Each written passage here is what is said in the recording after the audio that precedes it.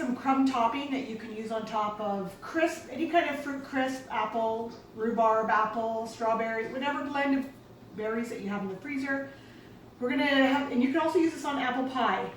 So I'm gonna get this all going in the mixer. I hope my mixer is big enough, because this is a really big recipe that I like to just keep stored in a bag in the freezer, so that when company comes, you can just quickly cut up some apples or have some apples and mixed with some other fruit, throw some of the topping on and bake it, and it's ready to go very quickly. So I have 3 cups of margarine that I'm going to put in my mixer.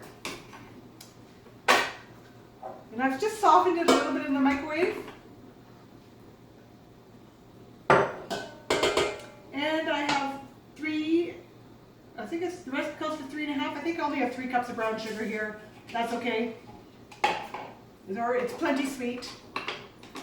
And I'm just going to get that going here and let that start crumbling together.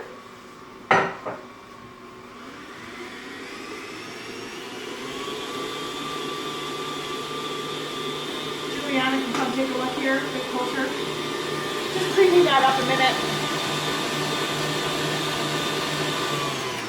And then we're going to add in 1.5 teaspoons of baking soda and 1/2 teaspoon of salt.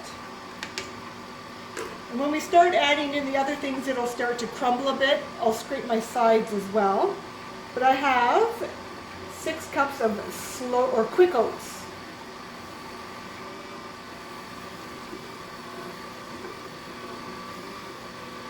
I'm going to scrape the sides of my mixer here because I have a lot of butter up on the sides.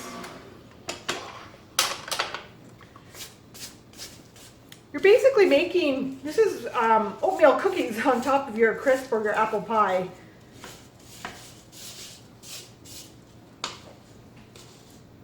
Alright, so we get the rest of those oats down there.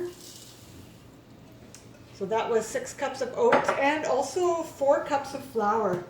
This is a really, really big batch. You can easily cut this recipe in half and you'll still have lots to store in the freezer.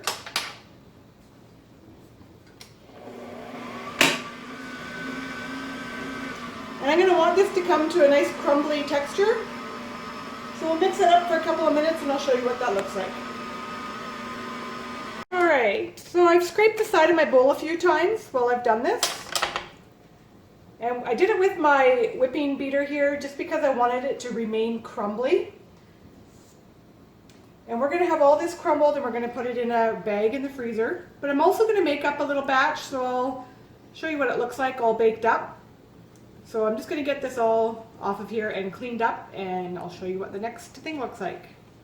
So the best part about this recipe is you got your nice big bag that you can keep in the freezer. You can make just a small little batch for a couple people. You can make a big batch like this, doesn't really matter. So I've got some apples that I've sliced up here. I'm going to put a little bit of cinnamon on there. So if you're making, you can mix your apples with any kind of fruit. So I have a little bit of blueberries that was left in my freezer. I'm just going to throw some blueberries on there. Any kind of fruit. And then you'll just get your crumb topping. We're going to put that on. And then we're going to bake this in the oven. So the oven's about 350 degrees. You want to bake this until your apples are nice and soft. So I think the apples, anywhere from 30 to 40 minutes. Because you want those not to be crunchy, you want them to be nice and soft. If you were baking some other fruits, like say you're doing a peach crumble, you wouldn't have to have it in the oven quite as long. You want to just bake it until the top is all really nice and golden, and whatever fruit is in the bottom is all nice and soft. Rhubarb strawberry, just make sure that rhubarb is cooked. And we're just going to put this in the oven, and I'll show you a picture of this when we get to the end. Alright, so the crisp has been in the oven for 35 minutes, and I've tested it with a fork to make sure my apples are soft. And we'll just scoop some out onto a plate.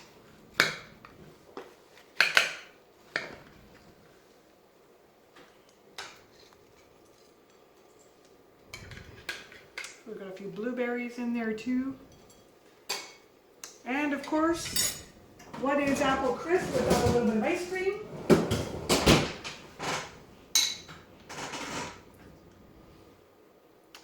And there you go, apple crisp, or it can be for on the pie tops as well.